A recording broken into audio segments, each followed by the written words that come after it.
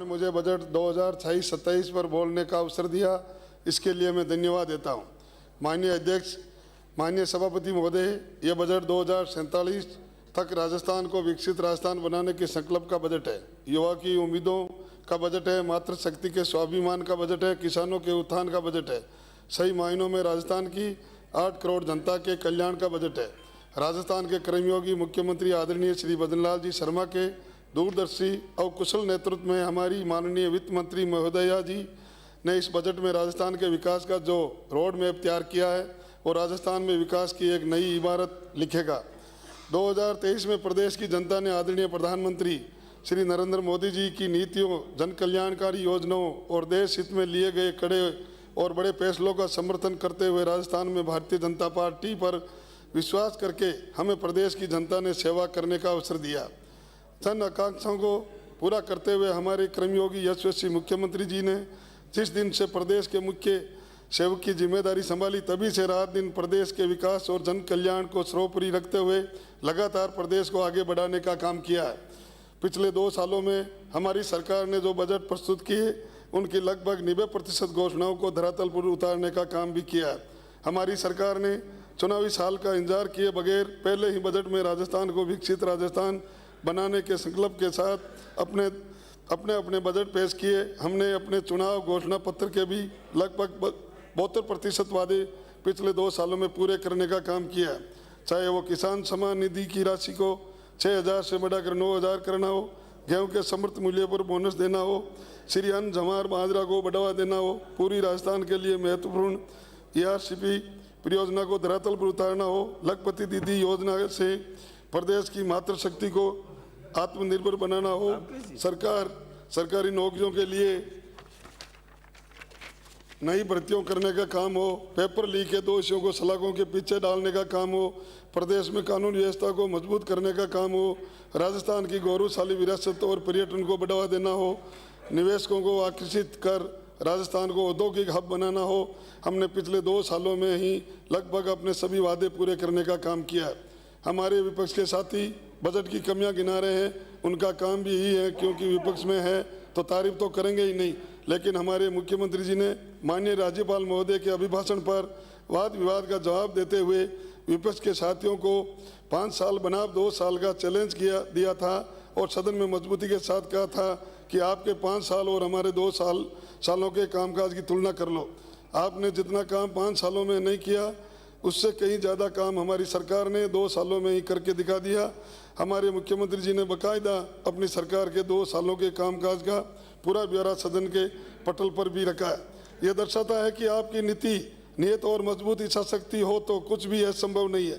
मुझे सदन को बताते हुए खुशी हो रही है कि वित्तीय वर्ष 2025-26 की पहली छमाही में राजस्थान में निर्यात में बड़ी छलांग लगाते हुए 13,467 करोड़ से 50,900 करोड़ का आंकड़ा पार कर लिया। निर्यात में 377% की वृद्धि एक बड़ी उपलब्धि है जो हमारी सरकार द्वारा किए गए राइजिंग राजस्थान के कारण संभव हुआ है। निवेशकों को और उद्योगपतियों ने हमारी सरकार की आर्थिक नीतियों में विश्वास जताया जो अगले 5 सालों में राजस्थान की अर्थव्यवस्था को $350 बिलियन यानी 350 अरब भारतीय रुपए की अर्थव्यवस्था बनाने में मदद करेगा। और आने वाले 2-3 सालों में जिस तरह हमारे देश को प्रधानमंत्री जी विश्व पटल पर एक उभरती हुई महाशक्ति बनाने में दिन रात लगे हुए हैं, वैसे ही राजस्थान को पूरे देश में सबसे विकसित राज्य बनाने में हमारे कर्मयोगी मुख्यमंत्री जी दिन रात लगे हुए हैं।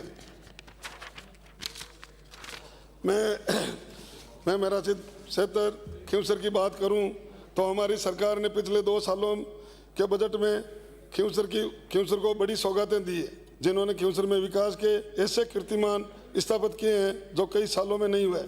नागौर जिले में किसानों के सामने बिजली आपूर्ति की सबसे बड़ी समस्या थी, जिससे हमारी सरकार ने पिछले 2 सालों में 220 kV के 2 GSS, बिरलोक और करनू 132 kV के 3 GSS नौका चंदावता, खरनाल और शंकवास, 33 kV के 11 GSS, मुंजाड़, बोजास, कालियास, खजोना सहित 11 GSS और पिछले बजट में 765 kV GSS राजधनु नागौर की घोषणा करके बिजली की समस्या को खत्म करने का काम किया।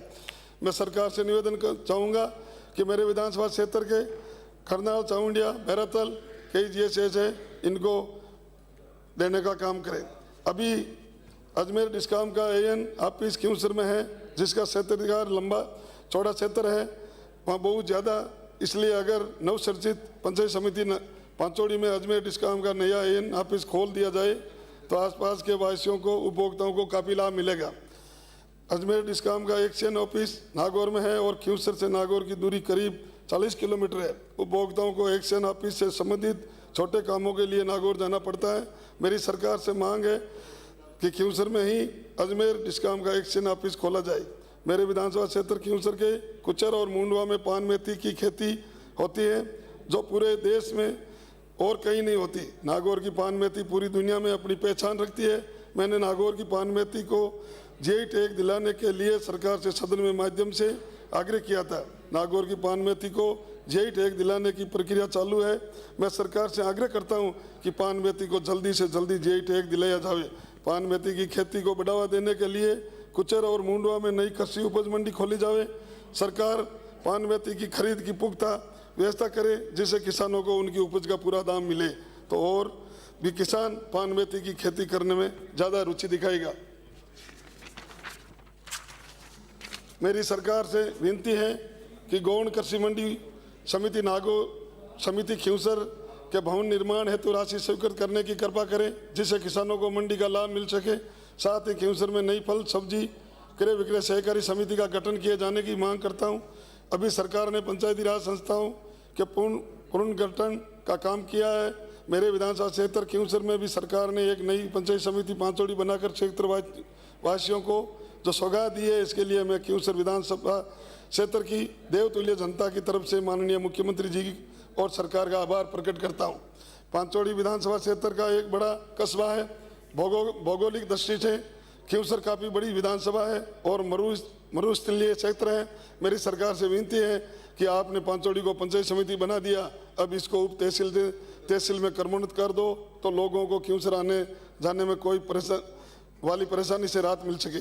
पांचोड़ी उच्च शिक्षा के लिए कोई कॉलेज नहीं है। मेरी सरकार से विनती है कि पांचोड़ी में कॉलेज खोल दिया जाए, तो बच्चों को स्थानीय स्तर पर ही उच्च शिक्षा मिल सके।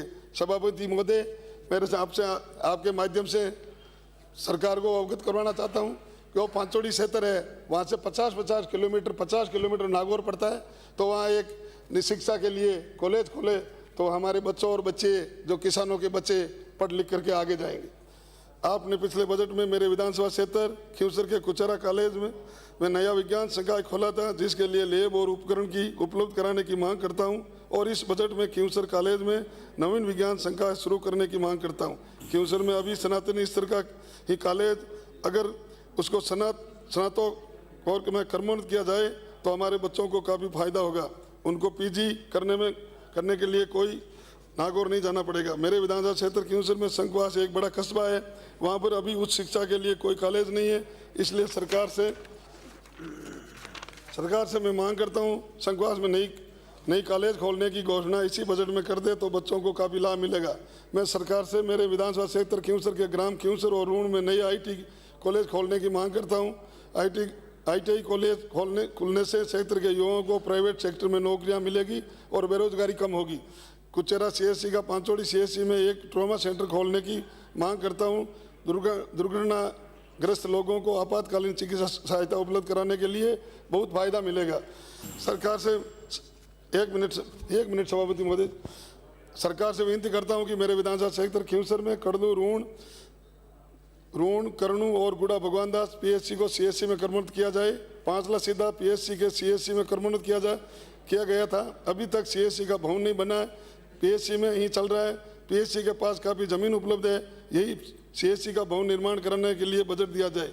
ग्राम सोलियाना, चिल्दरा, चितानी, मिर्जास, आमंडा, ढाणी, बाकलियावास, मांगलियावास, चंपावतों की ढाणी, असलाव, लूणावास में नए हेल्थ करण, भावंडा, सेंदनी, माणकपुर, बोजास, भदौरा, इसनावड़ा सब सेंटर्स को PSC में क्रमोन्नत करने की मांग करता हूँ। युवाओं का खेल के प्रति रुझान बढ़ा है, इसलिए नया खेल स्टेडियम हमारे क्षेत्र पंचायत समिति मुंडवा के ग्राम पंचायत मुंडियाड़ में नया खेल स्टेडियम निर्माण करवाने की इस बजट घोषणा की जाए। सभापति महोदय, आपने बोलने का मौका दिया, धन्यवाद। राम राम।